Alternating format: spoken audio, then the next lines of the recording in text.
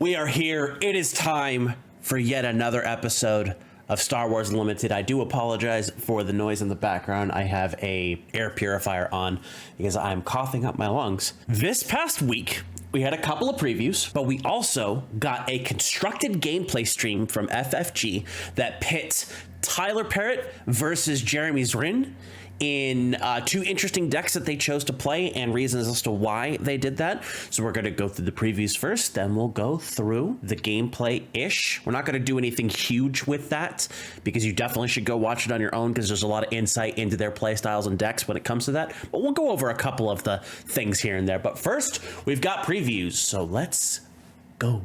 Our first previews come by way of TowerNumberNine over on YouTube. FFG was kind enough to give them two previews to take a look at, which we'll go through here. We have some Rebels.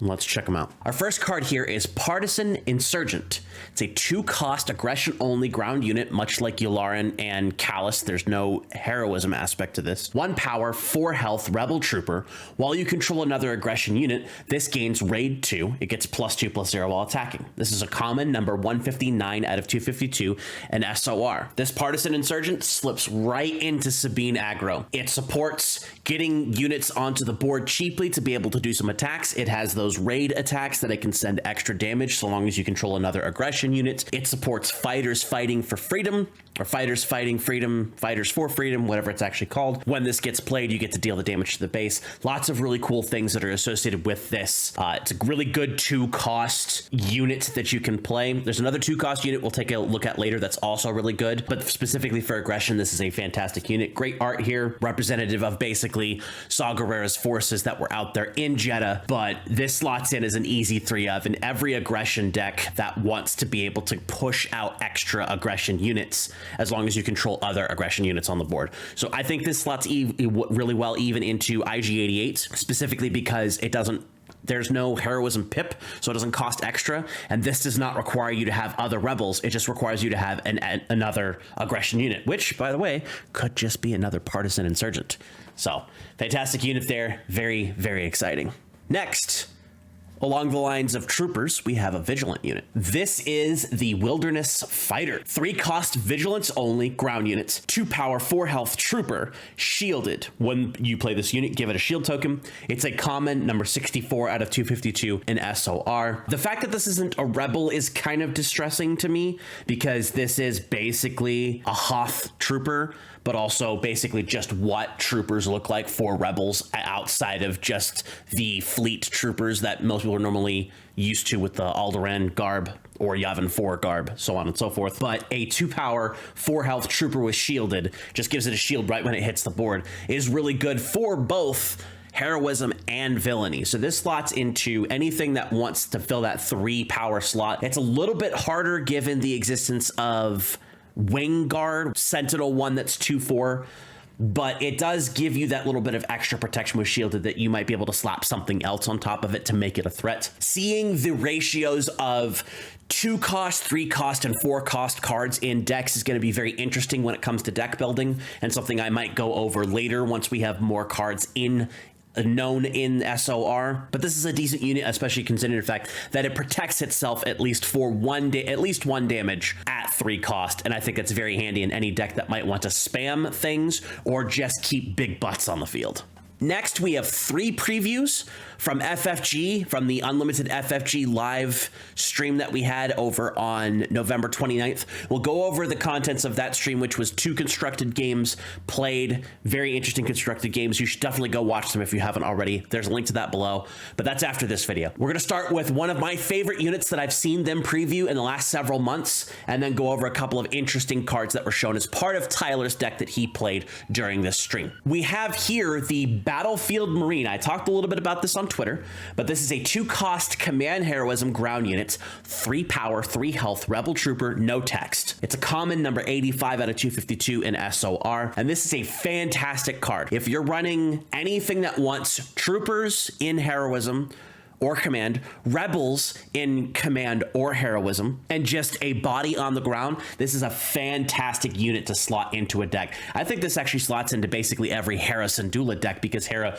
already has 2 of the things, so you don't pay any aspect penalty for this. The fact that you can just pay 2 and drop a 3/3 onto the board with no other restriction whatsoever is very good for the cost of a 2-cost unit. The other thing is that this art here reminds me a lot of both Scarif from Rogue One and also Battlefront 2. You got to play as Quarren troopers in that if you built your character that way. Really good unit. Really just basically good 2-cost 3/3. It's better than a 2-cost 2/2. It's not as good as a 2-cost 4/4, which doesn't exist, but this accomplishes the goal of getting a body onto the field that can threaten but isn't too threatening. Our next card is a card that we have seen previewed in, well, technically not previewed. We've seen a leak of it in French, but this is the first confirmation of it in English, and it's an incredibly powerful card that's going to be incredibly effective for Vigilance Heroism decks, and it is the Jedi Lightsaber. It is a 3-cost Vigilance Heroism upgrade attached to a non-vehicle unit. If the attached unit is a Force unit, it gains, on attack, give the defender -2 power, -2 health for this phase. You get +3 power and +3 health while this is attached. It is an item weapon lightsaber. It is a rare number 54 out of 252 in SOR. Along with Fallen Lightsaber, this is one of the strongest upgrades in the entire game because it can kill units, it can protect you from being killed by said units, and it allows you to get a lot of extra protection for a unit that's on the board that might otherwise be weak without the additional health or power or the actual on-attack ability. Now, a clarification of rules: if the unit is ever reduced to 0 health or less at any point in time, it will die. That means damage, and that also means effectively reducing its health to 0 from negative modifiers. So if you were to attack into a, let's say, a Death Star Stormtrooper that is a 3/1 with a Force unit that has this attached, before the Death Star Stormtrooper is able to deal the damage, because on attacks happen before damage occurs, the Death Star Stormtrooper would die to this effect because it would suffer -2 health, dropping it to -1, which is below 0 or less, and will defeat it immediately. This is a very strong card because it effectively can give you 5 power swing for 3 resources. So if you have a ready Force unit, say Kanan or a Yoda, and you stick the Jedi Lightsaber onto it and attack on the next turn that you can, as long as they are ready and haven't been exhausted through whatever means, the Jedi Lightsaber will most likely allow your unit to survive and also destroy the opponent's units in the same thing without spending too many health to accomplish that goal. This Jedi Lightsaber is incredible. I imagine any deck that is using heroism that runs Force units, so you're going to see a lot of heavy Vigilance heroism Force decks because of Luke, because of Yoda, because of Kanan, because of Obi-Wan, potentially other Vigilance heroism Force users from what we might see in the future. Jedi Lightsaber is going to be run. This is an easy 3 of in any of those decks, and I would encourage anybody who is going to be building Force decks now or in the future to pick up 3 of these immediately when the set releases, because they are only going to go up. And this is a fantastic card and probably one of the most exciting cards showcased, even though I like the Battlefield Marine better just based upon its cost to power ratio. Our last preview from the FFG stream is a chunk. It's a card that players have been looking forward to seeing for a long time, and I think a lot of people are going to be very happy with seeing it. This is Luke Skywalker, Jedi Knight. 7 cost, Vigilance Heroism ground unit. 6 power, 7 health, Force Jedi Rebel. It has Restore 3, so when it attacks, you restore 3 damage off of your base. When played, give an enemy unit -3/-3 for this phase. Again, similar to Jedi Lightsaber, if this drops the health below 0, the unit dies. If a friendly unit was defeated this phase, give that enemy unit -6/-6 for this phase instead. So if for some reason your Yoda dies and you play Luke, you can then give something -6/-6. This is a legendary in Vigilance. It is number 51 out of 252, I believe, and it is an SOR. Luke Skywalker, Jedi Knight, is here to play, and he is a very, very good card. Combo it with his own lightsaber to restore his health, or combo it with the Jedi Lightsaber to be able to give him an additional -- effect on opponents when you attack the defender. Luke has several things here that Vigilance wants to see: Restore, Force, Big Butt, and the ability to reduce the stats on an opposing unit. A Force deck that starts with Luke Skywalker, Jedi Knight, or just Vigilance Heroism is going to want to include things again, as we said the last one, Kanan, Yoda, Obi-Wan, this Luke. If your leader is Luke, you can give all these guys shields when they come out on the turn. If your leader is something else, say Chewbacca, it's not going to be as effective. We don't know what the other Vigilance Heroism leader is, but that could also be a Force style leader we might see in the future. And then on top of that, once set 3 comes out and we're seeing Jedi and Force all over the place, these guys will slot right into those decks as well. This is a fantastic Luke that has a lot of things that you can do for it. And again, much like leaders, requires an immediate response by the opponent to be like, this thing is either going to kill my entire board or is going to continue chipping into the opposing player's ability to reduce base health. Because every time this thing attacks, restore 3. Stick it with home 1, now it's a restore 4. Just a fantastic card to play, and I'll be interested to see how players build decks around this card, because this is definitely a build around style card. And as well, could just be a bomb that you drop into your deck, be like, I've got space for a 7-cost Vigilance Heroism card. Boom, Luke Skywalker, Jedi Knight. On Wednesday, November 29th, Fantasy Flight Games put out an Star Wars Unlimited constructed gameplay video, which had a couple of previews that you've already seen. But Xander, our host, brought together Tyler and Jeremy to play a handful of constructed games. It was 2, and it's very interesting, the decisions that were made to actually play the game. So first things first, I do realize that I have the deck lists for both players. Tyler was playing Luke Command, and Jeremy was playing Vader Command. So let's go over those really quickly first. We have here Tyler's deck without his base and his leader, but he was playing the starter deck Luke with the Echo base.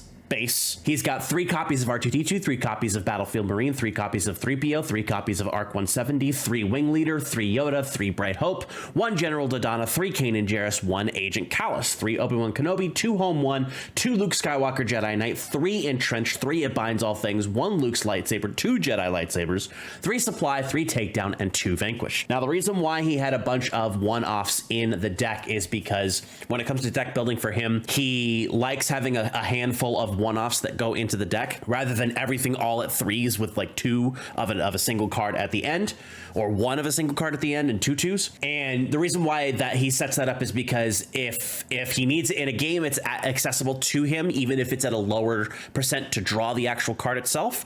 And if he doesn't need it, he can always guaranteeingly resource it, and that's not necessarily a bad thing. That's why the resource mechanic of this game is in fact so good. So we did get the new previews of the Battlefield Marine, the Luke Skywalker, and the Jedi Lightsaber. I like the 3 takedowns, the 2 vanquishes. Resupplies, I kind of go back and forth on. Entrenched is an interesting card. It Binds All Things is really good in this deck with 1, 2, 3, 4, 5 total Force users, which is pretty good. Bright Hope was a big space strategy for himself to keep the Space Sentinel in space to protect himself on that end of the board, but also being able to bring back things that he wants the on plays for. Jeremy Zrin, on the other hand, ran a modified version of the Vader starter deck. Now, it shows the energy conversion lab here, but in the first game, he didn't actually use the energy conversion lab because he didn't have it. They didn't print that card out. But we've got 3 seasoned shore troopers here, 2 snowtrooper lieutenants, 3 First Legion snowtroopers, 2 Admiral Piets, 1 Admiral Oswald, 3 Admiral Mahdi's,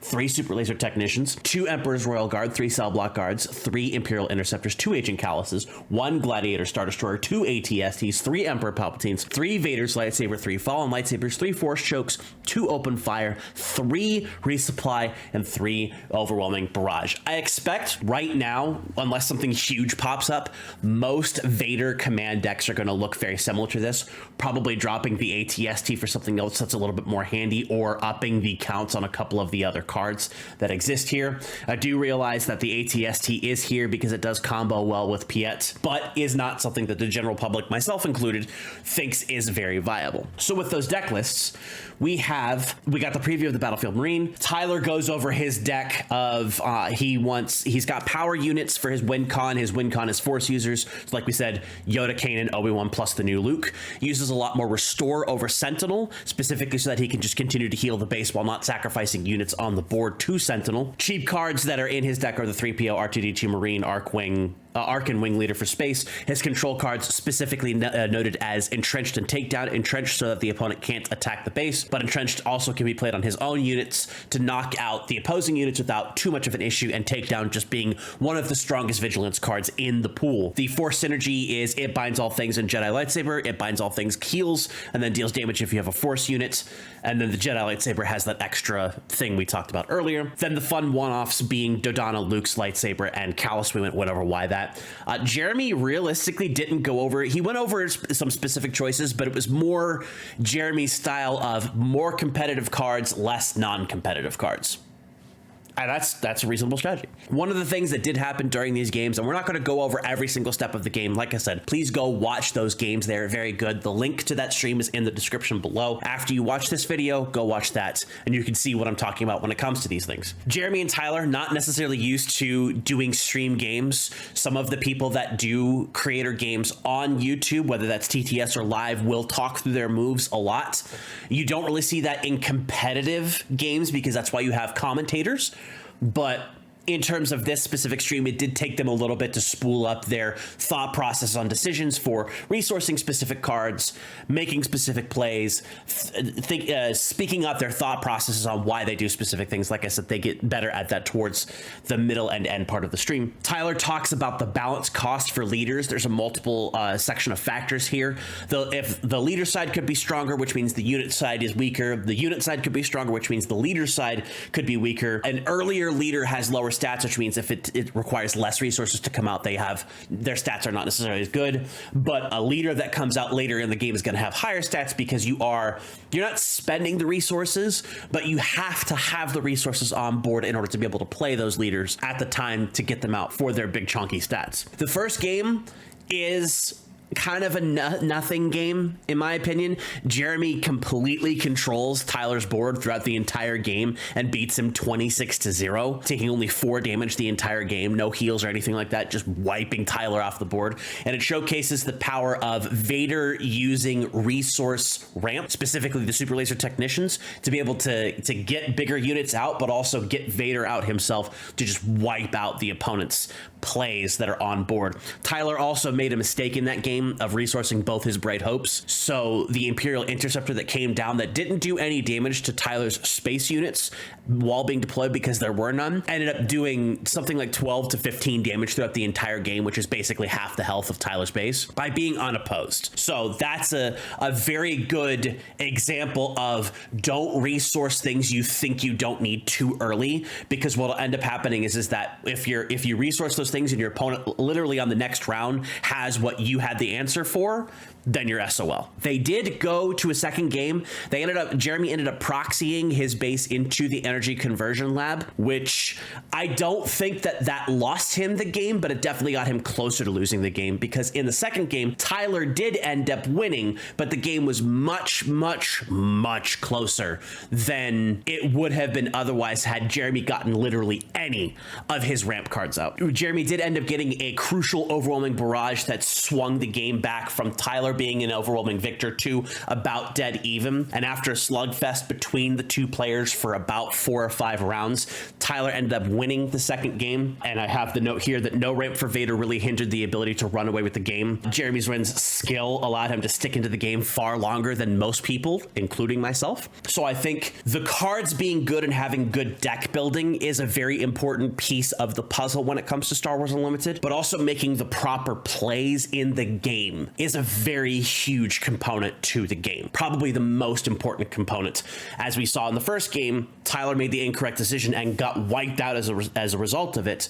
Whereas in the second game, Jeremy kept himself in the game by making mostly the correct decisions on attacks and playing cards at specific periods of time and resourcing cards at specific periods of time to be able to keep himself in the game without sacrificing too much momentum to swing the game back into his opponent's favor after the middle deciding factor there. The games are very fun to watch. like I said, they're excellent to watch. But that was basically it for this FFG stream. We got those 3 previews. They talked about PAX Unplugged, which was last weekend as of the posting of this video. So nothing huge to go there. I don't think we really got any previews from PAX Unplugged. So it was lighter on previews, but was super heavy on like impactful information for the game in terms of the way that the game is played by the designers of the game. So fantastic stream. Like I said, go watch it. It's in the description below. Finish my video here, then immediately hop over to that live stream because it was really, really good. And that is all she wrote for this week. I was expecting another preview on Monday, which is today as of recording, not as of release, obviously. But instead of putting up a preview, Unlimited FFG put up a poll specifically asking which aspect you all would like to see in terms of double aspect, vigilance, command, aggression, or cunning. And without looking at the specific tweet here, I'll try to link to it down below. It does look like cunning is going to be a unit, vigilance is going to be an upgrade, and then command and aggression are going to be events each.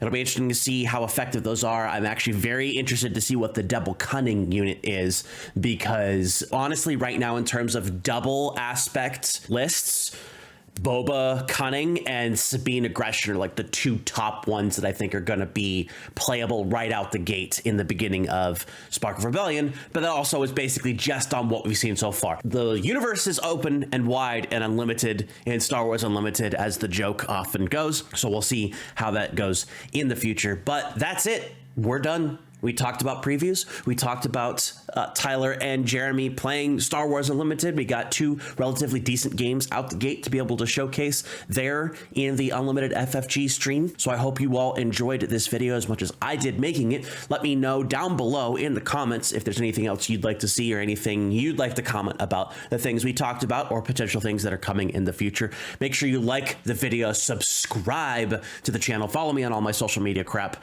because that's exactly what it is. And with that, I will see you in the stars.